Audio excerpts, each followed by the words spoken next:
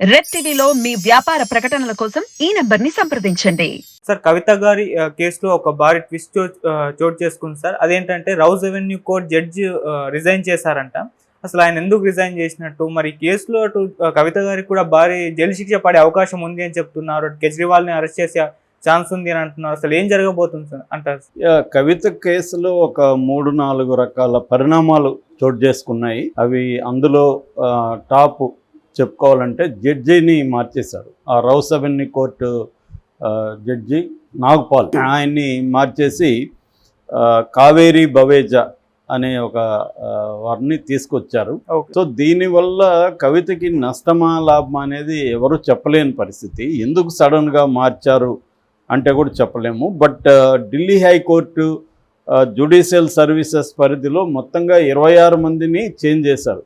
కాబట్టి ఇది రెగ్యులర్గా జరిగే మార్పే అంటున్నారు. కానీ జస్టిస్ నాగ్పాల్ ఈ కేసులో ముందు నుంచి కూడా రౌస్ అవెన్యూ కోర్టు జడ్జిగా ఉన్నారు. ఆయన ఆధ్వర్యంలోనే ఉప ముఖ్యమంత్రి మనీష్ సిసోడియాకి జైలు శిక్ష పడింది. తర్వాత సంజయ్ సింగ్ ఆప్ ఎంపీ ఆయనకి జైలు శిక్ష పడింది. ఇంకా చాలామంది శరత్ చంద్రారెడ్డి కావచ్చు, మాగుంట శ్రీనివాసరెడ్డి కావచ్చు, గోరంట్ల బుచ్చిబాబు కావచ్చు, అరుణ్ రామచంద్ర పిల్లయ్య కావచ్చు, ఇలాగా ఈ కేసులో ఇన్వాల్వ్ అయిన వాళ్ళు ఇప్పటి వరకు ఈడీ 15 మందిని అరెస్ట్ చేసింది, సిబిఐ 6 మందిని అరెస్ట్ చేసింది. అందరి విషయంలో కూడా ఆయనే డీల్ చేశారు. ఆయనకి సమగ్రంగా దీని మీద పట్టుంది. అలాంటిది కవిత అరెస్ట్ అయ్యి కస్టడీలో ఉన్న సందర్భంలో ఎందుకు జడ్జెస్ మార్చారు అనేదైతే పెద్ద డిబేట్ అయితే జరుగుతుంది దేశవ్యాప్తంగా. మరి దీనివల్ల కవితకు ఇబ్బంది అనేది ఎక్కువ మంది అంటున్నారు.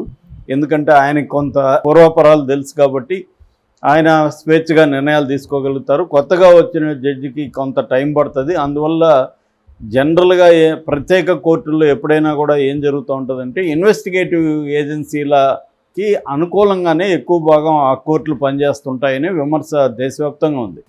ఈ విషయంలో అయినా కాదు, ఈవెన్ చంద్రబాబు కేసులో కూడా ఆయనకి రిమాండ్ ఇవ్వాల్సిన అవసరం లేదనేది చాలామంది అభిప్రాయం. కానీ కింది కోర్టులు జనరల్గానే ఇన్వెస్టిగేటివ్ ఏజెన్సీలకి అనుకూలంగా ఉంటాయి. ముఖ్యంగా ప్రత్యేక కోర్టులు అయితే అలాగే పనిచేస్తుంటాయి. మనం ఏమన్నా కోడికత్తి కేసులో కూడా చూసాము. ఎన్ఐఏ కోర్టు ఎన్ఐఏకి అనుకూలంగానే అబ్బాయికి బెయిల్ రాకుండానే చేశారు. సో అందువల్ల ప్రత్యేక కోర్టులు కొద్దిగా స్ట్రిక్ట్గా ఉంటారు. కాబట్టి ఈమెకు జైలుకి ఖచ్చితంగా 23వ తేదీ జైలుకి పంపించేస్తారు అన్న ఒక ఆందోళన అయితే బీఆర్ఎస్ వర్గాల్లో కనిపిస్తూ ఉంది. సో ఇక రెండో పరిణామం, కవిత సుప్రీంకోర్టులో ఒక రిట్ పిటిషన్ వేసింది. బట్ అది ఎప్పుడు విచారణకు వస్తుంది, 23 లోపల వస్తుందా రాదా అని ఒక భయం అయితే ఉంది. నిన్న కపిల్ సిబాల్కి ఏదో పని ఉండడం వల్ల అది పోస్ట్ పోన్ అయిందని చెప్తున్నారు. దాని తర్వాత విచారణకు ఎప్పుడు వస్తుందని తెలీదు. అయితే ఆమె ఏం చెప్తుందంటే ఎఫ్ఐఆర్లో నా పేరు లేదు, ఛార్జ్షీట్లో నా పేరు లేదు, 2-3 ఛార్జ్షీట్లలో కూడా లేదు. 2022లో నన్ను 7 గంటలు విచారించారు, అప్పుడు కూడా నా పేరు ఎక్కడ చేర్చలేదు. సో ఇప్పుడు సెక్షన్ 19(1) నాకు వర్తిస్తుందని చెప్తున్నారు. నిజానికి సెక్షన్ 19 అనేది మహిళలకు వర్తించదనేది ఇంతకుముందు కూడా చెప్పారు. సో ఇది మీరు గుర్తుపెట్టుకొని, ఇది గమనంలోకి తీసుకొని ఈ కస్టడీని అరెస్టును రద్దు చేయండి అని సుప్రీంకోర్టులో కవిత పిటిషన్ వేశారనమాట. సో మరి ఏం జరుగుతుందనేది అక్కడ చూడాలి. ఇక మూడవది, కవిత తన బంధువుల్ని, ఫ్యామిలీ మెంబర్స్ని, అంటే తన పిల్లల్ని, కొడుకులిద్దరిని, తర్వాత తల్లిని, సిస్టర్స్ని చూడాలని, నేను కలవాలి, అందుకు పర్మిషన్ ఏంటని రౌస్ అవెన్యూ కోర్టులు పిటిషన్ వేస్తే నాగ్పాల్ గారు కవితకు సిస్టర్స్ వాటిలో పర్మిషన్ ఇవ్వలేదు, కానీ కొడుకుల్ని తల్లిని కలవడానికి పర్మిషన్ ఇచ్చారు. వాళ్ళు ఈరోజు కలిసే అవకాశం ఉంది. జనరల్గా ఈవినింగ్ 6 to 7 ఆ టైంలో కవితని బంధువులు కలవడానికి పర్మిషన్లు ఇస్తున్నారు. అయితే ఎక్స్ట్రాగా కలవాలనుకున్నప్పుడు కోర్టు నుంచి పర్మిషన్ లేకుండా మేము కలవడానికి వీల్లేదని చెబుతున్నారు. ఈ నేపథ్యంలో ఇంకొక భయాందోళన కూడా ఉన్నాయి. ఎందుకంటే ఈమె భానుప్రియ మీనా ఆమె నోటోరియస్ టార్చర్ చేయడంలో గతంలో కూడా సంజయ్ సింగ్ ఆరోపించాడు, ఆప్ ఎంపీ తన సాక్షులంతా కూడా ఆమె భయంకరంగా కొడుతుంది, అబ్యూజ్ చేస్తుంది, దారుణంగా ప్రవర్తిస్తుందని. అట్లాగే ఈవెన్ వైసీపీకి సంబంధించిన శరత్ చంద్రారెడ్డి, అరబిందో ఫార్మా దాంట్లో వాళ్ళది ట్రైడెంట్ యాంబర్స్ అని ఉంది, దానికి సంబంధించిన CEO చందన్ రెడ్డిని కూడా ఆమె కొట్టిందని, ఆమె ఏ స్థాయిలో అతన్ని టార్చర్ చేసిందంటే ఒక చెవు పనిచేయట్లేదంట, ఆ స్థాయిలో అతన్ని కొట్టింది. అలాగా ఈమె కానీ ఇంకొంతమంది ఈడీ ఆఫీసర్లు ఈ కేసులో ఉండే వాళ్ళని కొట్టి, శరత్ చంద్రారెడ్డి కావచ్చు, మాగుంట రాఘవరెడ్డి కావచ్చు, తర్వాత దినేష్ అరోరా కావచ్చు, ఇలాగా చాలామందిని కొట్టి ఆమె కానీ వాళ్ళు కానీ సో వాళ్ళను అప్రూవల్గా మార్చేశారు. ఆ అప్రూవల్గా మార్చి ఏమాత్రం సాక్ష్యాలు లేకపోయినా కవిత మీద ఓన్లీ అప్రూవర్స్ చెప్పిన వాంగ్మూలాన్ని బేస్ చేసుకొని అరెస్ట్ చేశారు. సో అప్రూవల్ ఎలాగ ఉంటారు, మనం వివేకానంద రెడ్డి కేసులో చూసాం, మనోడు ఎలా తయారయ్యాడో చూసాం, దస్తగిరి.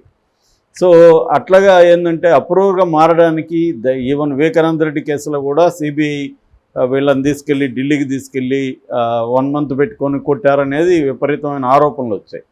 ఇక్కడ కూడా సేమ్ ఆరోపణలు. అంటే ఒక నేషనల్ లెవెల్ ఇన్వెస్టిగేటివ్ ఏజెన్సీలు కూడా మోడీ ప్రభుత్వంలో ఎలా పనిచేస్తున్నాయంటే, ఒక గల్లీలో ఉండే పోలీస్ స్టేషన్లో ఎలాగ వాళ్ళు బిహేవ్ చేస్తారో వీళ్ళు అంతకంటే మీ తేడా లేదు. ఒక కంపెనీ సీఈఓనే చెవు పోయిట్గా కొట్టారంటే ఇంకా మామూలు వాళ్ళ పరిస్థితి, దస్తగిరులు, రామయ్యలు వీళ్ళ పరిస్థితి ఏముంటుంది అక్కడ? వాళ్ళకి అంత ఇన్ఫ్లుయెన్స్ ఉంటుంది, అంత ఇది ఉంటుంది, వాళ్ళని అలా చితగొట్టారంటే మామూలు వాళ్ళ పరిస్థితి మనం ఊహించుకోవచ్చు.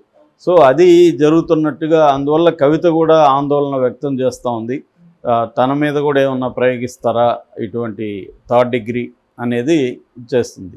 ఇక 4వది బేసిక్గా కేజ్రీవాల్ని అరెస్ట్ చేసే అవకాశాలు ఉన్నాయి. నిన్న ఢిల్లీ కోర్టులో సిబిఐ ఒక మాట చెప్పిందని అంటున్నారు. అదేంటంటే త్వరలో హై ప్రొఫైల్ అరెస్టులు జరిగే అవకాశం ఉందని. దీనికి నేపథ్యం ఏంటంటే, మొన్న ఈడీ ఒక స్టేట్మెంట్ ఇచ్చింది కవిత విషయంలో, ప్రెస్ నోట్ ఇచ్చింది. ఆ ప్రెస్ నోట్లో ఏముందంటే, కవిత కేజ్రీవాల్ కలిసి ఈ ఎక్సైజ్ పాలసీని మార్చడంలో కుట్రబన్నారు. సో కవిత కేజ్రీవాల్ ఇద్దరు కూడా కాన్స్పిరేటర్సు అనే వాక్యంలో వాళ్ళు వాడారు. అంటే దీన్ని బట్టి ఇప్పుడు కవిత వాంగ్మూలాన్ని బేస్ చేసుకొని కేజ్రీవాల్ని అరెస్ట్ చేసే అవకాశం ఉంది. అంటే సాక్ష్యాధారాలు దొరికాయి మాకు అని చెప్పి కేజ్రీవాల్ని అరెస్ట్ చేసే అవకాశం ఉంది. అంటే మనం వీళ్ళ ప్యాటర్న్ కానీ తీసుకుంటే, బీజేపీ ప్యాటర్న్ను ప్రధానంగా క్యారెట్ అండ్ స్టిక్ పాలసీని అమలు చేస్తుంది. క్యారెట్ అండ్ స్టిక్ పాలసీ అంటే ఇది ఎప్పటి నుంచో బ్రిటిష్ కాలం నుంచి కూడా ఉందన్నమాట. బెంతమ్ అనే ఫిలాసఫర్ దీన్ని ప్రజెంట్ చేశాడు. అంతకుముందు నుంచి రైతుల్లో ముఖ్యంగా గాడిదల్ని తీసుకుని వెళ్ళేటప్పుడు ఒక కర్రకు క్యారెట్ కట్టి గాడిద ముందు చూపిస్తారు, వెనకాలేమో దాన్ని పొడుస్తుంటారు అనమాట. సో అక్కడి నుంచి ఇది క్యారెట్ అండ్ స్టిక్ పాలసీ అని వచ్చింది. దీన్ని బ్రెడ్ అండ్ స్టిక్ పాలసీ అని కూడా కొన్ని చోట్ల అంటారు. దీన్ని విన్స్టన్ చర్చిల్ ఫస్ట్ టైము పాలిటిక్స్లో వాడారు 1938లో. ఇది బీజేపీ తీసుకొస్తుంది అనమాట. బీజేపీ ఏం చేస్తుందంటే, ఒక పక్క నిన్ను కేసులు పేరుతో బెదిరించడం ద్వారా నిన్ను లొంగ తీసుకుంటుంది. సో ఇప్పుడు చంద్రబాబుని అలాగే లొంగ తీసుకుంది. చంద్రబాబుని జైల్లో పెట్టించడం ద్వారా చంద్రబాబు పాహిమా మీరే అని, అంటే ఎవరైతే మనల్ని కొడతారో వాళ్ళతోనే స్నేహం చేసి వాళ్ళనే పాహిమానాల్సిన పరిస్థితి వస్తుంది. మన సినిమాల్లో చాలాసార్లు చూస్తుంటారు, పెద్ద రౌడీ అన్నవాడు ఒకరిని పోయి కొట్టడమో ఇది చేస్తే చివరికి వాళ్ళు సరెండర్ అయిపోతారు. సో సరెండర్ కాని వాళ్ళు ఎవరన్నా ఉంటే జైలుకి వెళ్ళాల్సిందే. అట్లాగే చాలామందిని జైల్లో కూడా కూర్చోబెట్టింది. అది ఒక పాలసీ. రెండవది, ఎవరు కూడా ఏ పొలిటికల్ పార్టీ కూడా మిస్టర్ క్లీన్ అనే ఇమేజ్ ఉండకూడదు. అందరూ కూడా తాను తప్ప, బీజేపీ తప్ప దేశంలో ఉండే ప్రతి పార్టీ కూడా భ్రష్టాచార్ పరివార్ భ్రష్టాచార్ పార్టీ అని మోడీ పదే పదే చెప్తుంటాడు. అంటే కుటుంబ పార్టీ, కరప్ట్ పార్టీ అని. సో ఇప్పుడు ఈ పార్టీకి, ఆ పార్టీకి కుటుంబ పార్టీ అనే పేరు లేదు కేజ్రీవాల్ పై, కానీ భ్రష్టాచారం అనేది కూడా లేదు ఇప్పుడు. ఎందుకంటే అది అవినీతికి వ్యతిరేకంగా జరిగిన ఉద్యమంలో నుంచి పుట్టిన పార్టీ. ఇప్పుడు దానికి కూడా భ్రష్టాచార పార్టీ అనేది ముద్ర వేసేసి అరెస్ట్ చేసేస్తే ఆ పార్టీకి కూడా ముద్ర పడిపోతుంది. ఒక్క బీజేపీ తప్ప క్లీన్, ఇంకెవరూ క్లీన్ కాదు అనేది బీజేపీకి ఉండే ఒక ప్లాను. ఆ ప్లాన్ ప్రకారమే కేజ్రీవాల్ని కూడా అరెస్ట్ చేసే అవకాశాలు కనిపిస్తున్నాయి. ఈ మొత్తం ఎపిసోడ్లో కవిత లోతుగా రోజు రోజుకి ఇరుక్కుంటుంది అన్న ఫీలింగ్ అయితే వస్తుంది.